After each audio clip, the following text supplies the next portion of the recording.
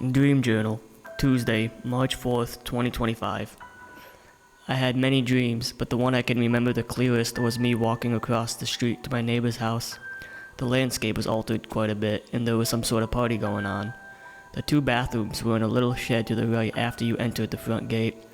They were both occupied, so I waited in line. I noticed a girl come out of the men's, covered in black paint on spots of her body. The neighbors walked by me, and I asked if it's okay to use the bathroom. He said sure, but almost seemed shady with how he answered, like he was hiding something. I also noticed some people I knew walking into a door at the back of the shed. I asked what was down there. I was told I didn't want to know. I opened the door, and it was a dark black light lit squared spiral staircase down. I walked down the first row of stairs and stopped because I noticed 4 girls all looking at me like I wasn't supposed to be there. I asked one what was going on down here, and she said, "Do you really want to know? You know what? Fuck it. Let's go." And as she said that, all the other girls had a small grin on their faces, and we started making our way down the staircase. In a serious tone, I was told not to touch anything. There was black paint on the railing the lower we got, which I touched and got on my hands. It felt like thick, half-wet paint. My shoes were also sticking to the ground with every step I took. Finally, we made it to the bottom, and as soon as I hit the last layer of stairs, there was a girl covered head to toe in black paint. As I walked by her, there was 2 doors. One was a normal room with tables, food, drinks, and lots of normal people. I didn't see what was behind the second door, but I could only guess it was the more sinister one they didn't want me to know about. I walked in the food and table room and sat next to one of my neighbors. He offered me a piece of steak, and I asked him if there were drugs in it. He said no, I didn't lace the steaks, and I believed him and ate it. It was really good, to be honest, as a note.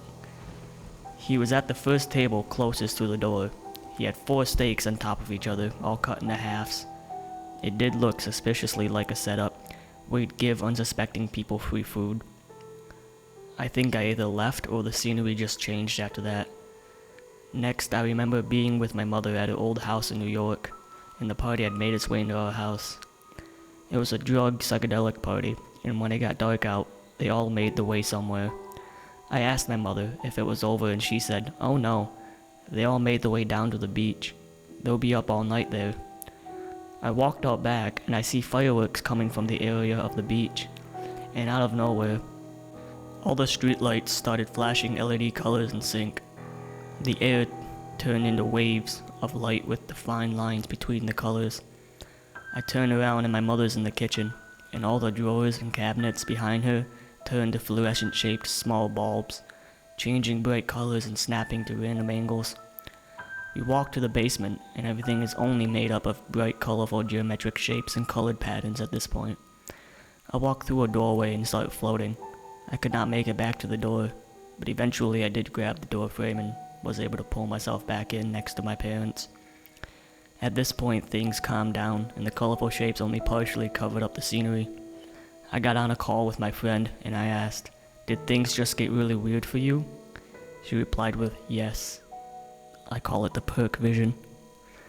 That's the last thing I remember as I woke up. Lesson learned in that dream?